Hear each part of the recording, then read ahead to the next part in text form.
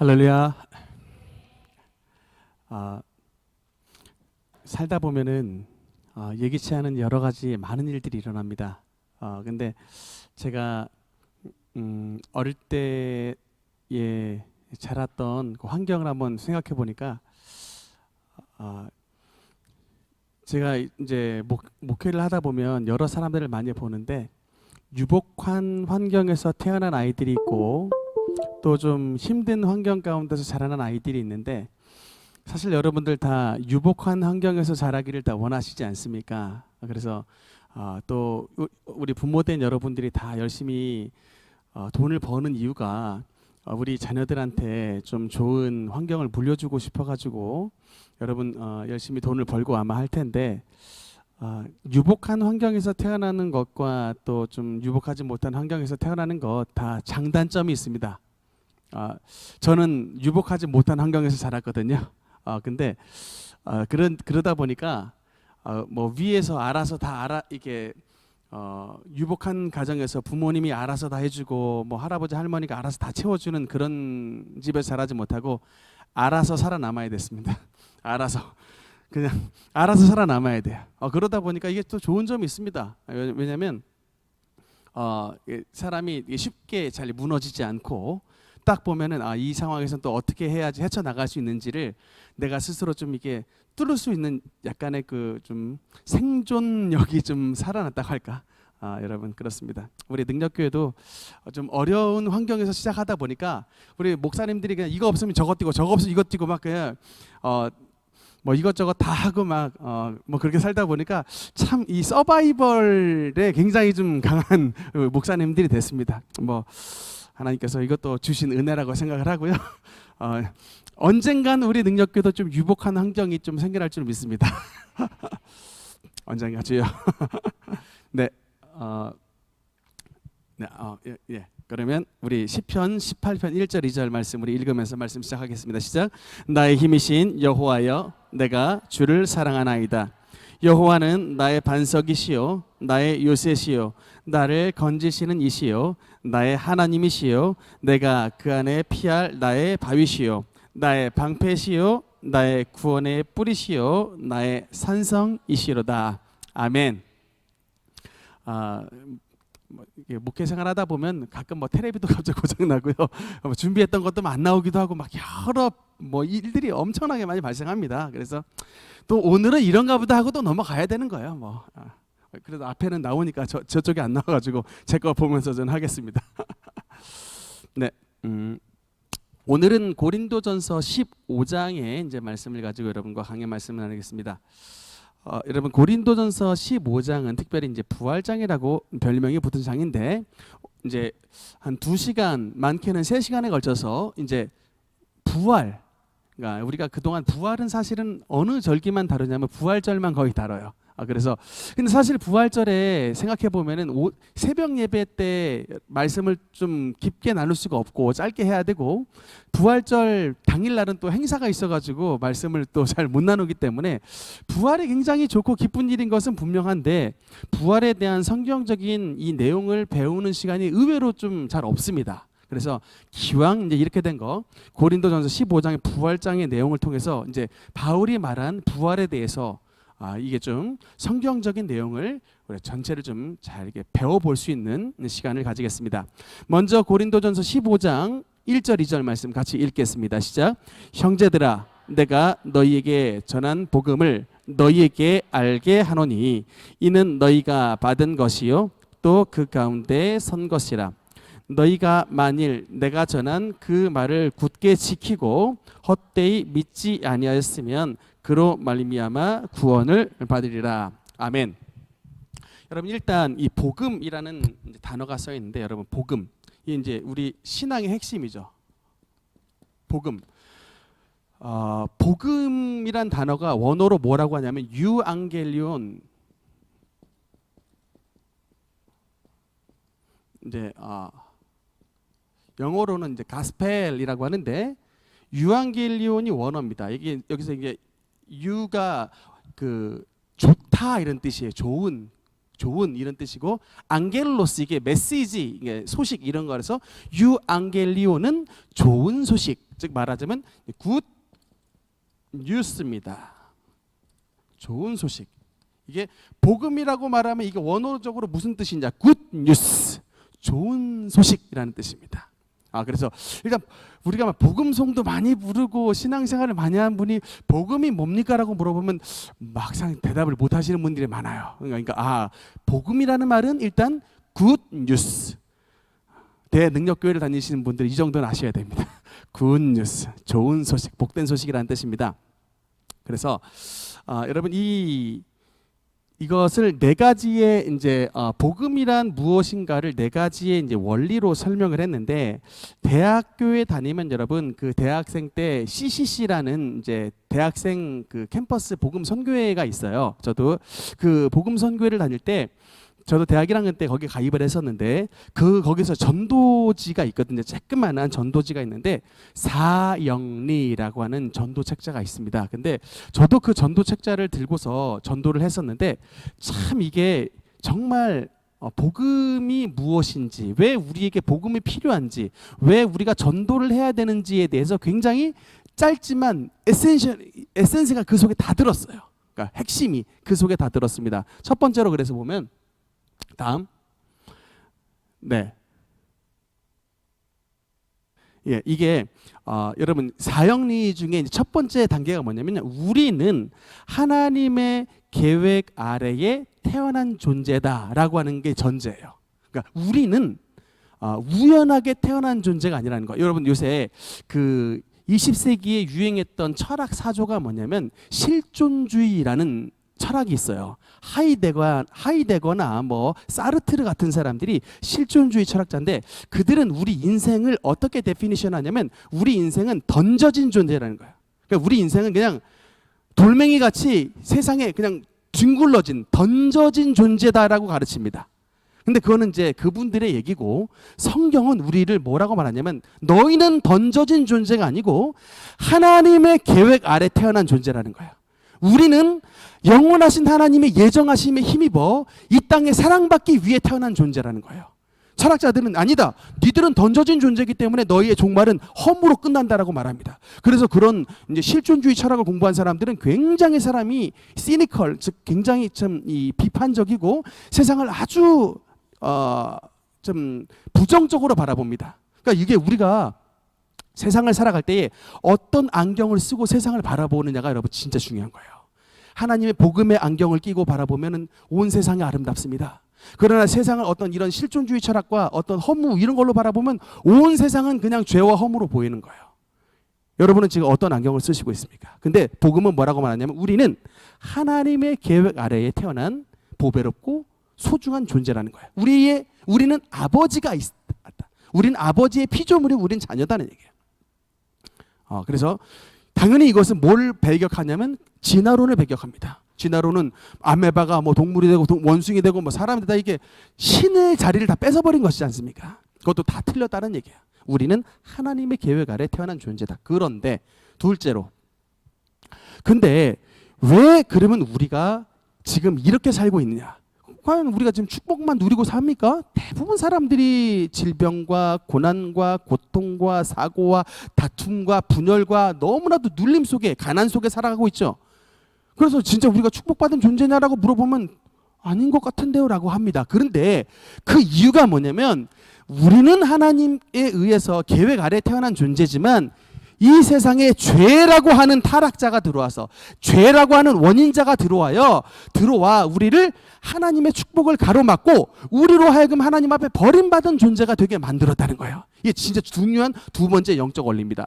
만약에 우리가 죄를 짓지 않았더라면, 우리 인류 조상이 죄를 짓지 않았더라면 우리는 틀림없이 하나님의 에덴 속에서 축복받은 존재가 됐었을 텐데, 우리 인류 조상과 우리가 원죄와 자범죄로 말미암아 주님 앞에 죄를 지음으로 그 죄에 대한 대가로 죄의 삭은 사망이기 때문에 우리가 이토록 이 사망의 세상 속에서 참 그 허무와 굶주림과 질병과 다툼과 싸움 속에 이렇게 살고 있는 비참한 존재가 됐다라는 거예요. 세 번째. 그런데 사형리의 세 번째 원리 뭐냐면 그런 인류를 위해, 그렇게 버림받은 인류를 위해, 그렇게 버려진 존재들을 같은 저와 여러분들을 위해 이 인류의 모든 죄를 대신하여 하나님의 아들 예수께서 이 땅에 오셔서 십자가에서 죽음으로써 우리의 모든 죄값을 사해 주셨다는 거예요. 세 번째 영적 원리. 그의 죽으심은 그 자신의 죄가 아니라 마땅히 버림받아야 되는 우리 인류의 모든 죄를 다 안고서 주님께서 대신 죽으셨다라는 말입니다. 그래서 모든 죄값이 해결함을 받은 거예요. 예수 안에서 해결함을 받게 됐다. 그래서 네 번째 영적 원리는 뭐냐면 그러므로 우리가 우리 죄를 대신해 죽으신 예수님 앞에 회개하고 그 예수님을 믿으면 이제는 하나님께서 나에 대해 갖고 계셨던 그런 모든 주님의 축복과 계획이 다시금 회복이 되게 되고 우리가 하나님의 자녀가 되고 주님의 축복 안에 들어가는 영적인 은혜를 누리게 된다는 것입니다. 여러분 이게 뭐냐면 사형리예요. 그러니까 저 대학생 선교회 있을 때 이 책자 들고 파주 가서 전도해서 이런 한나 사랑이 같은 이런 꼬마 애들까지 막 전도했는데 믿어요. 그 자리에서 믿고 손잡고 같이 영접기도 했다니까요. 그래서 정말 교회 안 다니는 아이인데 제가 그냥 그 여름에 거지순례 가가지고 애들 자연리 책자 들고서 막 전도했어요. 어른들도 전도하고 예전에 막 제주도도 가서 막 제주도에서 전도했습니다. 아무것도 아닌 것 같은데 이 간단한 네 가지 원리를 들고 전도했더니 그냥 생판 모르는 사람도 이걸 다 받아들이더라고요. 영접기도까지 다 하고 그래서 이 가까운 제주도에 교회를 다니세요. 이 가까운 이 파주 지역에 어디 교회 다니세요. 이렇게 인도를 해줬습니다.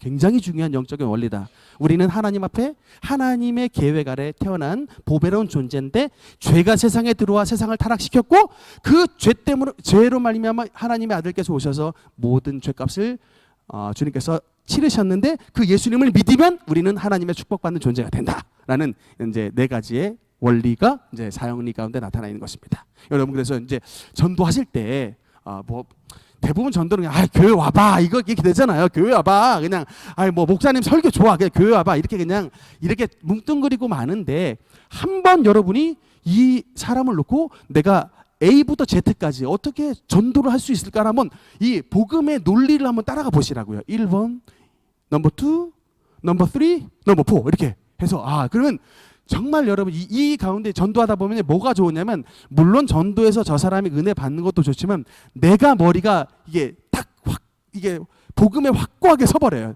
이게 진짜 내가 가르치다 보면 내가 배우게 되거든요.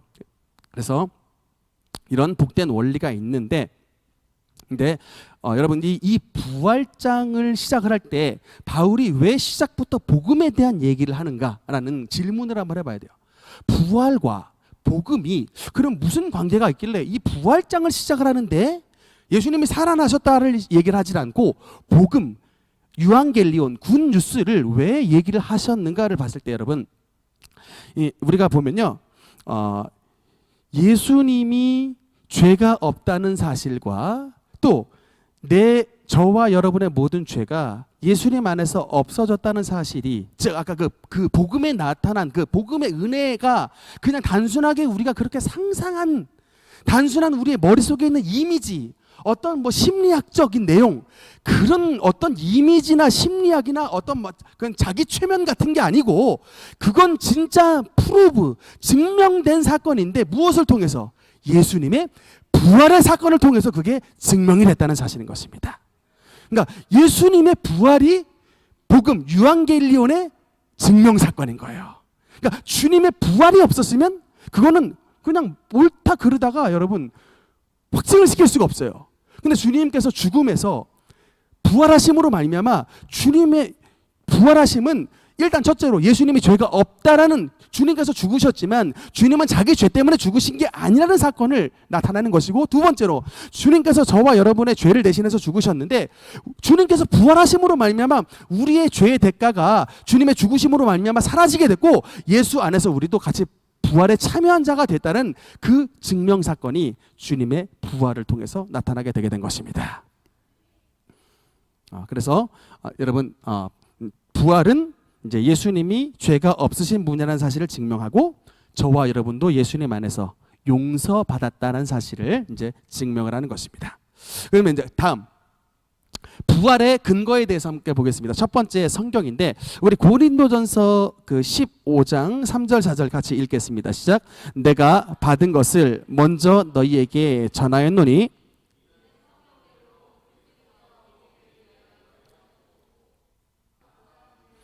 되셨다가 성경대로 사흘 만에 살아나사. 아멘. 여러분, 이게 굉장히 또 중요한 영적인 의미가 있습니다. 부활에 지금 이제 바울이 부활에 대해서 설명을 쭉 할 때 부활에 대한 근거, 예수님이 부활하신 그 근거를 이제 설명을 하는데, 첫 번째 근거를 뭐라고 됩니까? 저 같으면요, 부활을 목격한 사람들을 먼저 될 것 같아요. 목격자들이 있다, 주님의 제자들이 있다, 여러 500여 형제가 있다, 목격자들을 먼저 갖다 댈 텐데, 여러분, 이게 중요도의 순서대로 지금 배열한 겁니다. 중요도의 순서대로 배열했는데 1번 순서를 뭐를 갖다 놨어요? 성경을. 그러니까 여러분, 이게 유대인들은 목격자보다, 실제로 우리가 눈으로 본 것보다 더 확실한 진리가 뭐다? 성경이라고 믿는 거예요. 여러분, 이것이 우리의 진리임을 믿으시기 바랍니다. 그러니까 여러분, 우리가 눈으로 봤어도 성경이 아니라 그러면 아니다라고 하는 것을 여러분 믿어야 되는 거예요. 그러니까 우리의 어떤 감각적인 지식보다 1.1획도 변함이 없는 영원한 진리가 바로 성경이다라는 것을 여러분 믿어야 되는 거예요. 그래서 부활의 근거의 첫 번째 자리로 놨던 게 바로 성경이다. 그래서 뭐라고 말하냐면, 내가 받은 것을 먼저 너희에게 전하였노니 이는 성경대로 그리스도께서 우리를 위하여 죽으셨다라는 말씀입니다. 그러면 이제 이 성경은, 특히 이제 이 시대는 구약 성경에 대해서 말을 하는데, 시편 16편 10절 말씀 우리 한번 같이 읽겠습니다. 시작. 이는 주께서 내 영혼을 스올에 버리지 아니하실 것이며 주의 거룩한 자를 멸망시키지 않으실 것입니다. 아멘. 여러분, 이 동일한 말씀 시편 16편 10절을 사도행전 2장에 그 베드로 사도가 인용한 말씀이 있습니다. 27절 읽겠습니다. 시작. 이는 내 영혼을 음부에 버리지 아니하시며 주의 거룩한 자로 썩음을 당하지 않게 하실 것이미로다. 아멘.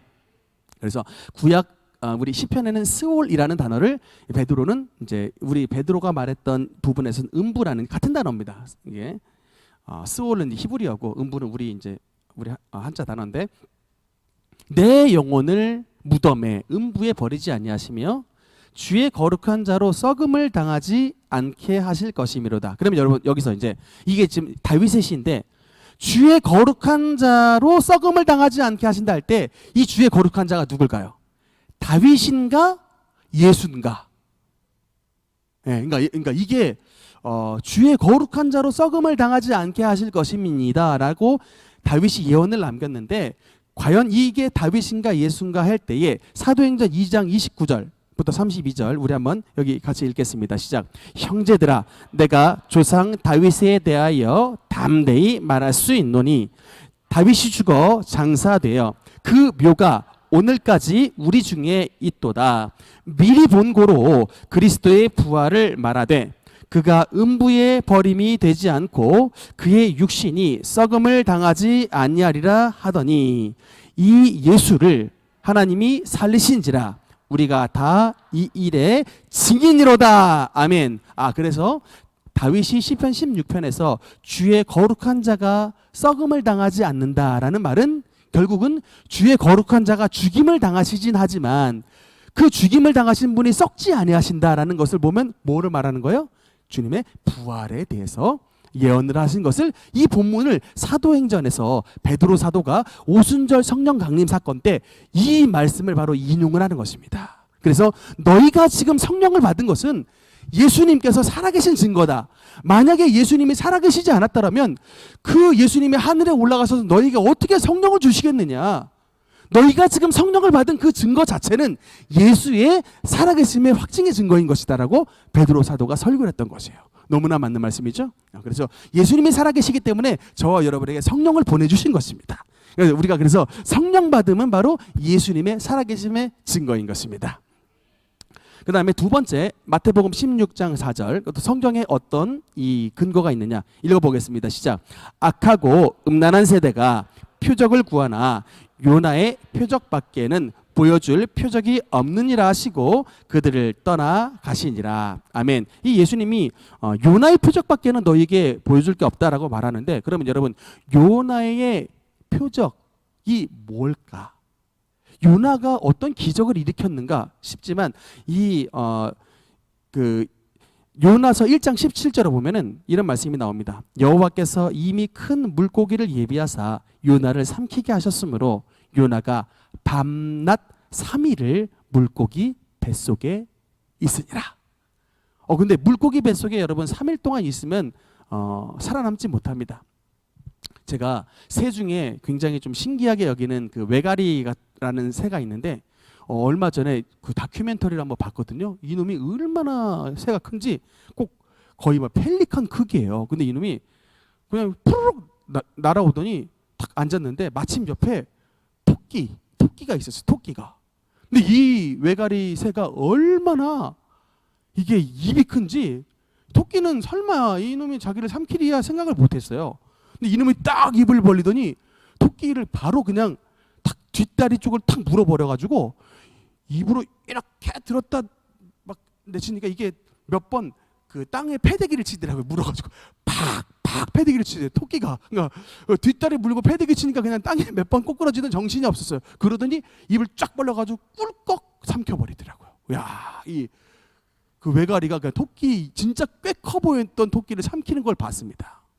그러니까 그 해설자가 설명하기에 얼마나 이 외가리의 소화력이 센지 6시간 안에 그게 다 소화가 돼버려서 배설물로 삑 싸버리면 끝난대요. 근데 고래 뱃속에 요나가 3일간 들어가 있다. 그럼 3일 동안 고래 뱃속에 소화액이 분비가 되겠습니까? 안 되겠습니까? 당연히 소화액 분비돼서 그냥 뭐 소화돼 버리고 마는 거예요. 근데 그 3일 동안에 그 속에서 살아 있었을 뿐만 아니라 나중에 3일 만에 이제 팍 고래가 뱉었더니 마침 거기 앞바다가 니느웨 나라의 앞바다까지 그냥 공짜 고래 배 타고 그냥 이렇게 이동해 왔던, 참 3일간 이동을 했던 것 같은데 어쨌든 참 그게 여러분 표적입니다. 근데 이와 똑같은 일을 마태복음 12장 40절 한번 읽어보겠습니다. 시작. 요나가 밤낮 사흘 동안 큰 물고기 뱃속에 있었던 것 같이 인자도 밤낮 사흘 동안 땅 속에 있으리라. 아멘.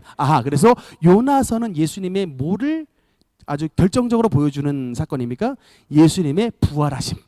물고기 뱃속에 3일간 있다가 확 토해져 나와서 니느웨 앞땅에 딱 도착했던 요나처럼 이 뱃속에 땅 속에 사흘 밤낮 동안 계셨다가 마치 그냥 물고기 뱃속에서 탁 토해 나온 요나처럼 땅을 박차고 무덤을 박차고 나오실 예수 그리스도의 기적을 이 요나의 표적이라고 말씀을 했던 것입니다. 그래서 이게 구약에 이미 이게 다 예수님이 말하는 거예요. 성경에 다 예언이 되어 있는 것이다. 내가 스스로 그냥 한 게 아니고 나의 부활은 그냥 뭐 내 스스로 했던 일이 아니라 다윗이 예언한 바, 요나가 예언한 바대로 성경대로 있는 사건이라고 주님께서 말씀을 하시고 있는 것입니다. 그다음 두 번째 부활의 증인들입니다. 고린도전서 15장 5절에서 8절 같이 읽겠습니다. 시작. 게바에게 보이시고 12 제자와 그 후에 500여 형제에게 일시에 보이셨나니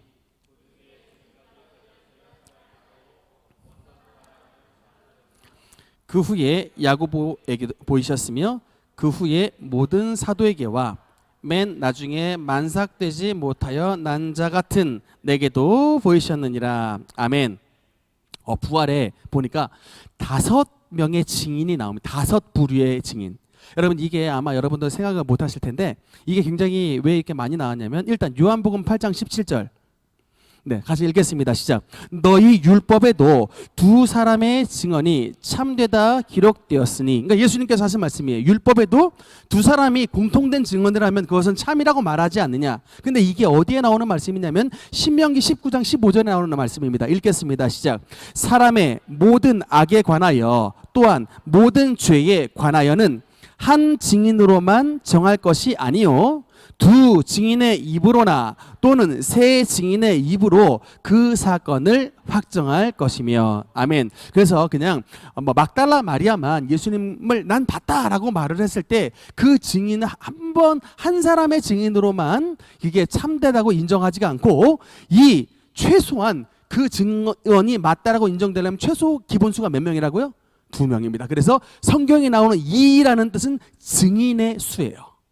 2라는 숫자는 증인의 수입니다. 나중에 요한계시록을 읽다 보면 두 증인이 나오거든요. 그래서 성경은 2라는 숫자는 증인의 수구나. 7은 이제 완전수 하나님의 숫자고 6은 여러분 사람의 숫자입니다. 8 무슨 숫자인지 아십니까? 8. 8은 해방을 뜻합니다. 안식 후 첫날 예수님의 부활이 여러분 8요일이잖아요. 8. 그래서 영화 제목도 제8요일 이런 영화 제목을 보면 여러분 그러면 이제 성경을 좀 이렇게 그 프로파운드하게 공부하신 분들 이게 뭔가 이게 어떤 해방과 이 해방 이런 것에 대한 주제를 담고 있겠구나. 그 제목이 딱 그런 의미를 담고 있는 거예요. 그래서 성경에 이제 12 이런 건 이제 제자의 수 이렇게 되고, 그래서 일단 2라는 것은 증언의 수인데 여러분 그냥 바울이 사실 2명 정도로만 말해도 되는데 그 다음에 보니까 5부류의 증인을 대동을 합니다. 첫 번째가 누구죠? 게바가 누굽니까? 베드로죠. 게바 베드로입니다. 두 번째 증인은 12제자 사도들입니다. 세 번째 증인은 누굽니까? 500여 형제입니다. 여러분 이 500여 형제는 누구냐면 예수님께서 감람산에서 승천에 올라가실 때 갈릴리 사람들아 너희가 어찌하여 하늘을 쳐다보느냐, 너희 가운데 올려지신 이 예수는 가신 그대로 이 땅에 다시 오시리라 천사가 말을 했는데 그 예수님의 승천의 장면을 봤던 사람의 수가 바로 500여 명입니다. 500명 이상의 사람들이 주님의 승천하는 것을 봤는데 여러분 마가의 다락방에는 몇 명이 모였어요? 120명. 그러니까 주님께서 승천하시는 모습을 봐도 몇 명은 낙제하더라. 500 마이너스 120 380명 정도는 주님의 승천하시는 장면을 보고도 마가의 다락방에 기도하러 가지 않고 그냥 생업에 가더라는 얘기예요. 그러니까 여러분 뭐 기적이 나타나면 여러분 예수 잘 믿을 것 같죠?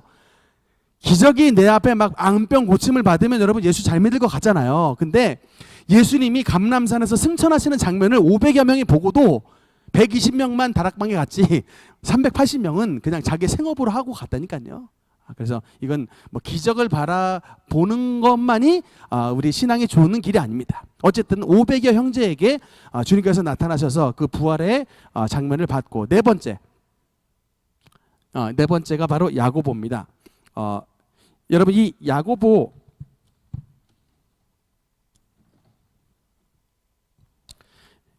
성경에는 3명의 야고보가 나옵니다. 첫 번째 야고보가 누굴까요? 주님의 제자이자 또 요한의 형제인 야고보입니다. 이 야고보를 뭐라고 그러냐면 대야고보라고 합니다. 왜 대야고보라고 하냐면 주님의 수제자, 막 그 변화산상에도 따라가고 또 달리다굼 기적 있죠? 야이로의 딸내미 살린 그 기적에 다른 제자들은 못 들어갔는데 이 베드로, 야고보, 요한만 데리고 가셨지 않습니까? 거기에 항상 포함됐던 수제자 그룹의 야고보를 대야고보로 합니다. 두 번째 야고보도 역시 제자 야고보인데 이 야고보는 알페오의 아들 야고보입니다. 그래서 이 야고보를 가리켜서 뭐라고 하냐면 소야고보라 그래요. 특별히 이 야고보에 대해서는 12제자였다라는 것 말고는 인포메이션이 없어요.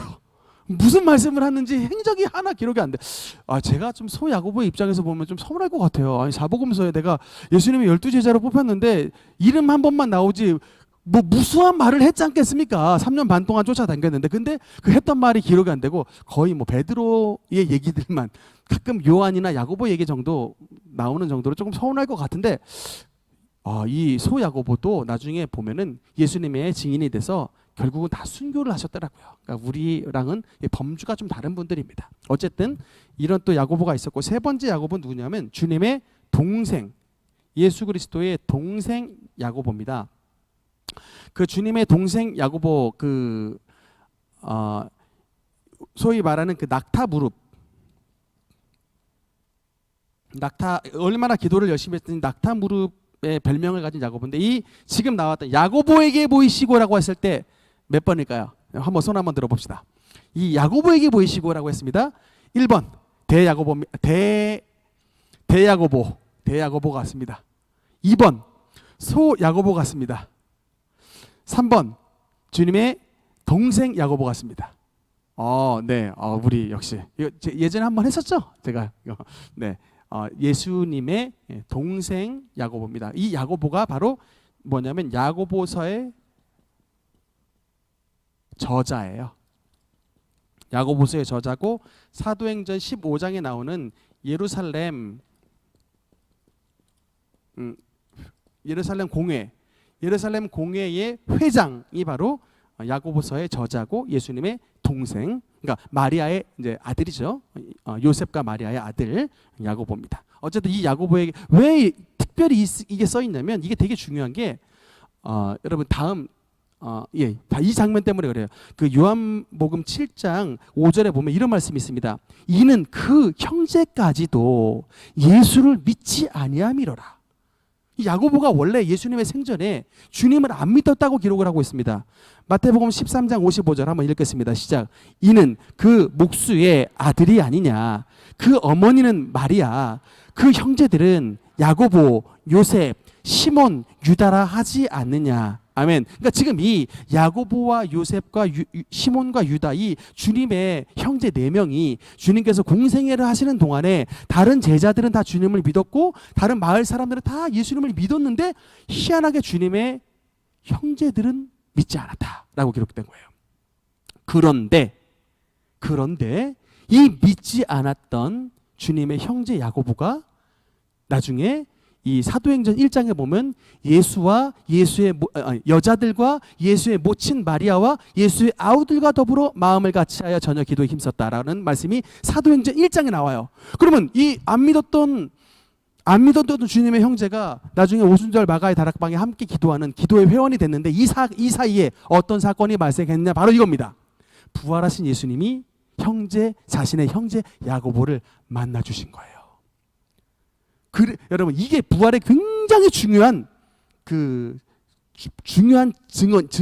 증언이고 증인입니다. 왜냐하면 안 믿었잖아요. 같이 거의 30년 살았는데 갑자기 형님이 메시아라 그러니까는 다른 사람이 속아서 그냥 믿을 수 있지만 내가 우리 형님 아는데 말하자면 갑자기 서보은 집사가 자기 메시아라고 말하면 제가 그거를 서보은 집사가 메시아라고 말하면 제가 믿겠습니까?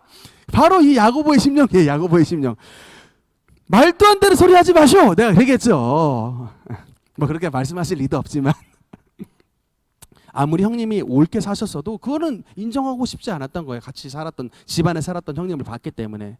근데 다른 사람은 다 믿었는데도 주님의 형제들을 안 믿었다가 그 부활하신 주님이 야고보를 진짜 형제를 만나 주시니까 자신의 말했잖아요. 아까 성경이 더 중요하다고. 눈으로 보고 이렇게 이런 뭐 어떤 감각 이런 것보다 성경의 말씀이 더 중요하다고. 성경에 말씀하신 그 메시아가 나의 형님이셨구나. 그 형님이 우리 인류를 대신해서 돌아가셨고 그 돌아가신 형님이 하나님의 능력으로 살아나셨구나. 이분은 나의 형님이시기 전에 하나님의 아들이시구나라는 것을 완전히 깨닫게 돼서 그 다음부터 이 무릎이 낙타 무릎으로 기도했다니까요. 별명이 낙타 무릎입니다. 얼마나 기도를 열심히 했든지. 그렇게 변화받은 사도가 바로 야고보예요. 그래서 특별히 그 이름이 4번째 야고보에게 보이셨으며라고 이름이 기록된 거예요. 그래서 너무나도 은혜를 많이 받아가지고 나중에 예루살렘 초대 교회의 회장이 됐습니다. 그 회장 자리는 사실은 베드로 사도보다 더 윗급에 있는 자리예요.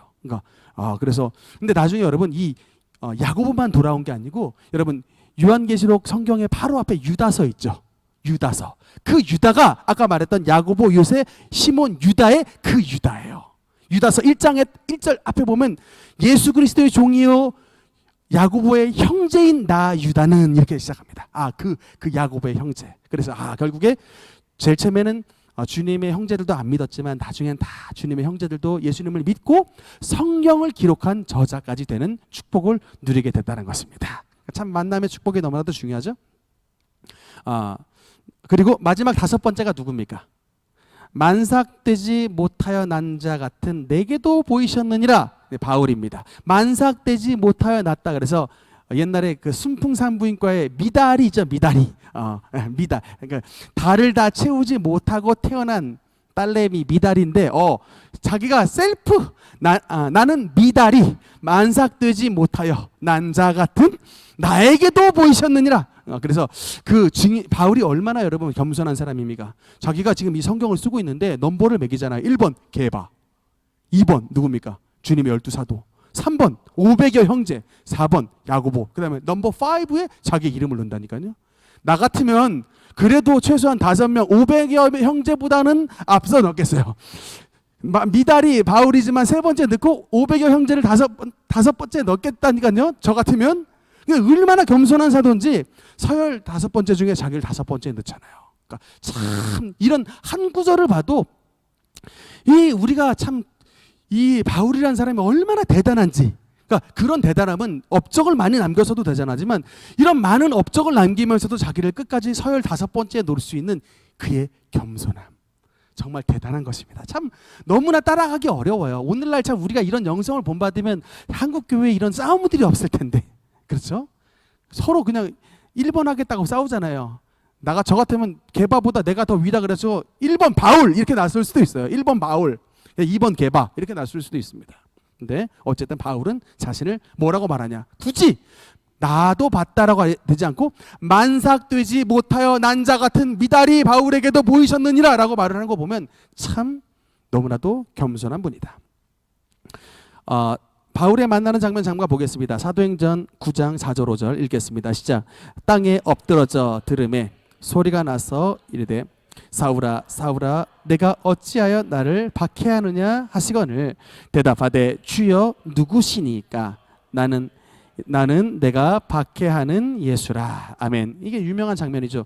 사도 바울이 이 사도행전 28장 안에서 예수님을 만난 이 장면을 3번에 걸쳐서 말을 합니다.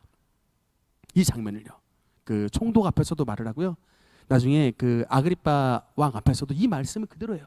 그러니까 바울도 너무나도 많은 은혜를 받았기 때문에 한 번 말하지 않고 이것을 3번에 걸쳐서 말을 하더라고요. 그러니까 이게 뭐냐면 나는 부활의 주님을 만난 사도다라는 거예요. 너희들 나 지금 정신 나간 정신병자 취급하지? 아니야. 나 진짜 다메섹 가는 도중에 예수님 만났다. 왕 앞에서, 백성 앞에서, 총독 앞에서 막 증언하는 거예요. 이 부활의 사건을 경험하니까 예수의 핍박자가 나중에 어떻게 돼요? 예수의 전도자로 변화가 됐던 것입니다. 그러니까 주님의 부활하심이 없었으면 이런 역사는 절대로 죽었다 깨어나도 나타날 수가 없는 거예요. 주님을 믿는 사람들을 핍박하러 가는 그 도중에 예수님을 만나서 그 자리에서 회심하고 결국 그 자리에서 나중에 바로 예수님을 전하는 이런 반전이 또 있을까요? 이런 반전의 은혜, 이거는 바로 뭐냐면 바울이 대단하다가 아니라 이게 뭘 나타나냐면 예수의 부활하심이 이마만큼 너무도 확실하다는 것을 성경이 강조하고 있는 것입니다. 네. 한 포인트만 좀 더 하겠습니다. 고린도 교회 근데 이제 문제가 생겼습니다. 고린도 교회 문제. 고린도전서 15장 12절 말씀. 15장 12절 다음 넘어가겠습니다. 네, 15장 12절 읽겠습니다. 시작. 그리스도께서 죽은 자 가운데서 다시 살아나셨다 전파되었거늘 너희 중에서 어떤 사람은 어찌하여 죽은 자 가운데서 부활이 없다 하느냐. 아멘. 이게 바울이 그냥 부활장을 쓴 게 아니고 지금 이 고린도 교회에 어떤 문제가 나타난 거예요. 어떤 성도들의 무리 가운데 부활이 없다라고 가르침을 받은 사람들이 실제로 많이 생겨서 이 주님의 부활에 대한 문제가 교회의 공공연한 문제가 되는 사건으로 말미암아 바울이 지금 부활장을 쓰게 된 계기가 됐던 것입니다. 그거는 그냥 사람들이 그렇게 믿은 게 아니고 뭐 때문에 그러냐면 교사들이 들어왔는데 부활이 없다라고 가르치는, 부활을 부정하는 거짓 교사들이 등장을 했다. 참 여러분, 지금 우리 지금 말씀을 듣는 부분 가운데서도 선생님들이 계신데 여러분, 그러니까 자식은 부모님이 이끄는 대로 갑니다.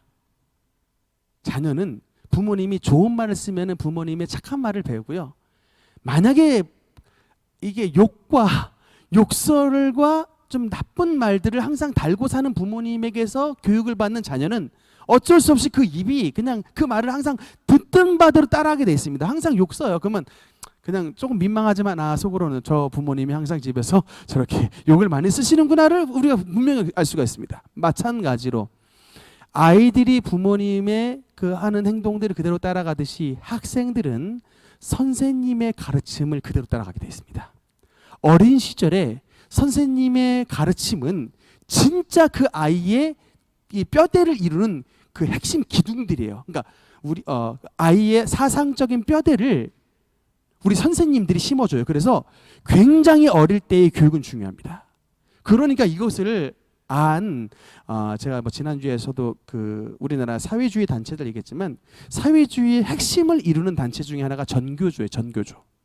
왜냐하면 이 아이들의 성장하는 아이들의 머릿속에 어떤 사회주의 사상 또는 기독교와 반대되는 사상 또는 어떤 하여튼 그런 사상들을 주입해 놓으면요, 그게 참인 줄 알고 그것을 믿고 아이들이 성장하게 돼 있어요. 그것이 잘못됐구나라고 깨닫는 게 상당히 오래 걸립니다. 상당히 오래 걸려요. 여러분, 아이들은 그것을 참인지 그게 그릇인지 분별할 수 있는 분별력이 없어요. 그냥 말하면 그게 맞는 줄 압니다. 그리고 그걸 그대로 또 리바이벌해요. 써먹어요. 그래서 어릴 때에 이 교육을 시키는 그 장이 굉장히 중요한데, 이걸 다 알기 때문에 이북에서도 어떻게든 남한을 어떤 적화 통일시키기 위한 그 작전으로서 교사를 포섭하는 그 작업을 굉장히 중요시 여깁니다. 그거 굉장히 중요한 단체예요. 참 너무나 안타깝습니다. 그게 왜 그렇게 가입을 하는지는 뭐 잘 모르겠지만, 어쨌든 그런 나쁜 교육을 받은 아이들이 결국에는 그렇게 성장했던 것처럼 이 고린도 교회 안에서도 부활이 없다라고 가르치는 거짓 교사들이 등장하여 그 신령한 고린도 교회 안에도 주님의 부활을 부정하는 사람들이 너무나 많이 생겨났기 때문에 바울이 이 부분을 바로 잡기 위하여. 근데 이 사람들이 뭐를 들고 오느냐면 철학을 들고 옵니다. 헬라 철학을 들고 오는 거예요. 헬라 철학을 말하면 벌써 사람들이 어이구, 소크라테스 말하기를, 플라톤 말씀하시기를, 막 뭐 아리스토텔레스 말씀하시기를, 그러면 뭐예요? 이게 뭔가 좀 가방끈이 긴 공부 많이 하신 분인가 보라고 쫄잖아요. 그러니까 이게 그렇게 해가지고 자기가 많이 공부하는 것처럼 말하면서 사람들을 미혹시키는 그런 일들이 고린도 교회 안에서도 발생을 했던 것입니다. 이렇게 거짓 교사들이 등장을 했는데, 그래서 이제 다음 절서부터는 이제 부활이 없다면 이제 이 가정서부터 말씀을 하는데, 이건 이제 다음 시간에 더 이어서 말씀을 드리겠습니다. 말씀의 결론을 맺으면서 여러분, 부활에 대한 이 핵심은 뭐냐면, 여러분, 예수님은 부활인데 예수님이 부활하셨다라는 말씀의 핵심은 뭐냐면, 예수님을 믿는 저와 여러분에게 생명이 되신다는 거예요. 그러니까 예수님 안에서는 죽음도 극복할 수 있는 힘이 있다는 사실입니다.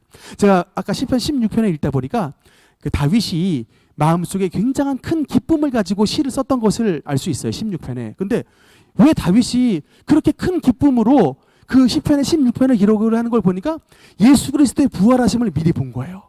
여러분, 그러니까 사람이 죽는 것을 보면 너무나 슬프지 않습니까? 그런데 앞으로 자신의 후손으로 나실 그 그리스도가 태어나시면 이 세상에 죽음의 세력을 극복하고 모든 죽은 사람들을 하나님의 능력으로 다시금 살아나게 하는 그런 평화와 축복과 은혜의 날을 자신의 후손을 통해 주시게 된다는 약속을 받게 된 거예요.